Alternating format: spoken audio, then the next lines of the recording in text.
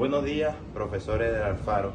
Mi nombre es Junior Iván Rodríguez y en el día de hoy vengo a explicar los problemas propuestos número 4 de la diapositiva y el 61 del Del PDF. disco. Vamos con los Demuestre problemas. que en el caso de que una carga parte del flujo eléctrico de la carga pasará a través del disco R y será igual a raíz cuadrada de 3b. Vamos con la solución. Para resolver este problema, vamos a analizar el flujo eléctrico a través de una superficie simétrica, comenzando con el hecho de que una cuarta parte del flujo eléctrico generado por una carga puntual Q pasa a través de un disco de radio R que está ubicado a una distancia B sobre el eje de la carga. Vamos a realizar este ejercicio por partes. Vamos con el paso 1 que dice flujo eléctrico total generado por la carga. La ley de Gauss nos establece que el flujo eléctrico total a través de una superficie cerrada que encierra una carga Q es el flujo total es igual a la carga superior sobre la permitividad eléctrica. El paso 2, la fracción del flujo que atraviesa el disco. Dado que es solo la cuarta parte del flujo total que atraviesa el disco, tenemos que el flujo que pasa a través del disco el flujo del disco es igual a un cuarto por el flujo total, que sería un cuarto por Q sobre permitividad eléctrica. Vamos con el paso 3 que sería la aplicación de Gauss, la ley de Gauss. Ahora aplicamos la ley de Gauss considerando que la superficie sobre la que estamos calculando el flujo no es una superficie cerrada, sino una superficie abierta del disco.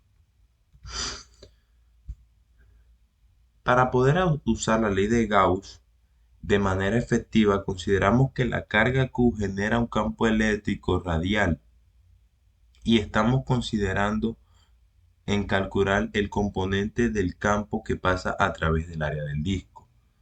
La clave para resolver esto es calcular la fricción del ángulo sólido obtenido por el disco con respecto a una esfera imaginaria centrada en la carga Q. El ángulo sólido obtenido por un disco de radio R a una distancia B de una carga puntual S.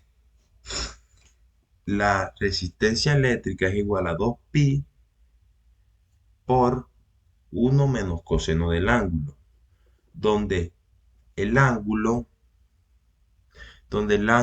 entre el eje del disco y la línea que conecta la carga con el punto en el borde del disco este ángulo se puede calcular mediante la relación geométrica, que sería tangente de, del radio sobre la distancia.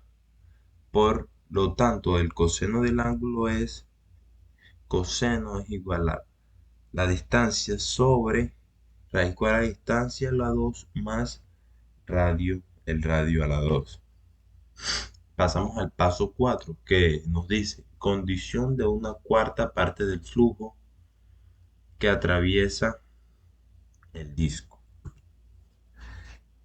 Se nos dice que el flujo a través del disco es una cuarta parte del flujo total, lo cual significa que la fricción del ángulo sólido subteniendo por el disco es un cuarto del ángulo sólido total de la esfera completa, que es 4pi.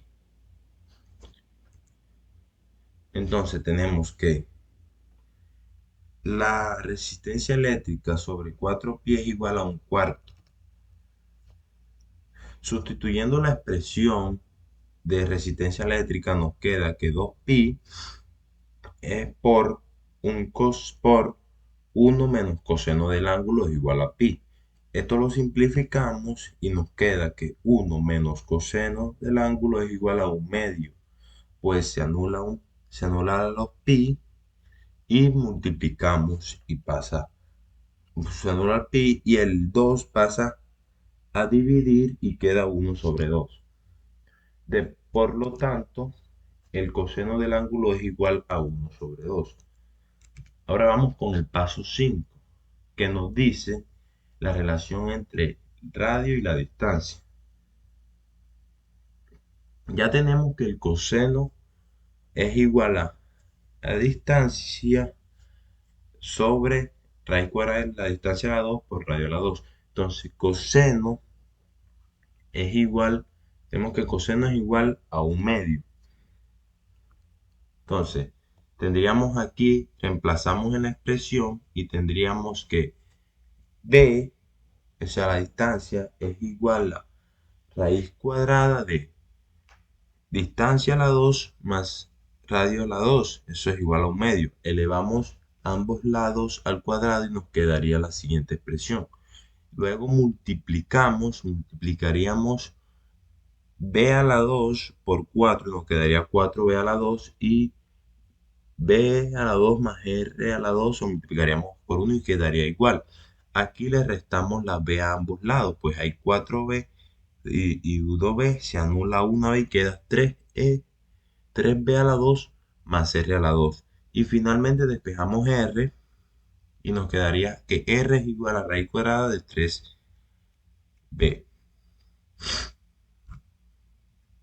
Hemos demostrado que para la cuarta parte del flujo eléctrico de la carga pasa a través del disco. El radio del disco debe ser R es igual a 3B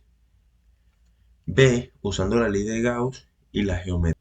Ahora vamos con el otro ejercicio propuesto, que es del PDF que nos mandó. Nos dice que una esfera de radio R sub 0 tiene una densidad de carga volumétrica PE, que podemos ver en la figura.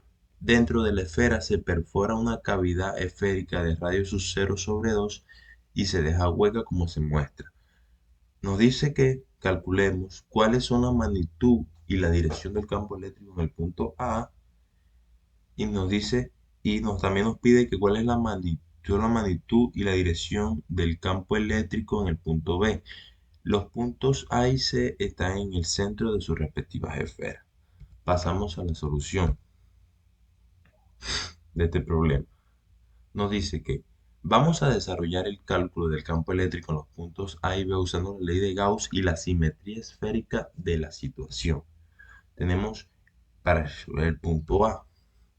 El punto A está ubicado en el centro de la cavidad esférica hueca dentro de la esfera con densidad de carga volumétrica, PE, como nos lo muestra el ejercicio.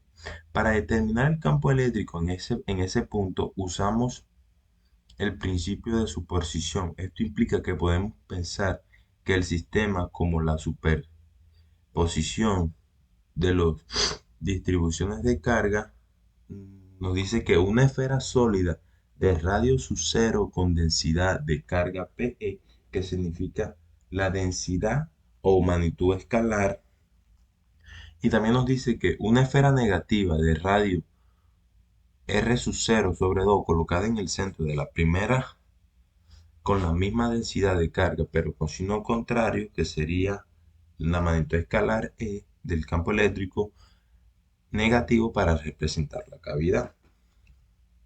Nos dice que el campo eléctrico en el punto A es cero. ¿Por qué?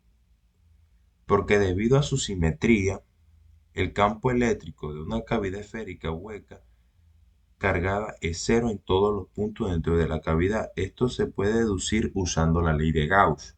En este caso, contribución de distribución de carga se cancela dentro de la cavidad. Ahora vamos para el punto B. El punto B se encuentra sobre la superficie externa de la esfera cargada del radio sub 0. Para calcular el campo eléctrico en este punto aplicamos la ley de Gauss también, que nos dice que la ley de Gauss nos dice que la ley de Gauss es el flujo eléctrico total a través de una superficie cerrada es igual a la carga total encerrada dividida por la permitividad del vacío. Aquí tenemos la ley de Gauss, que es la carga del campo del flujo eléctrico es igual a la integral del campo eléctrico por el diferencial de A, que eso nos daría que es igual a la carga que encierra la superficie sobre la permitividad eléctrica. Pasamos aquí, donde la carga de superficie que encierra la superficie es la carga encerrada total del radio su cero. La carga total se obtiene multiplicando la densidad de carga de la magnitud escalar campo eléctrico por el volumen del radio R que tenemos ahí.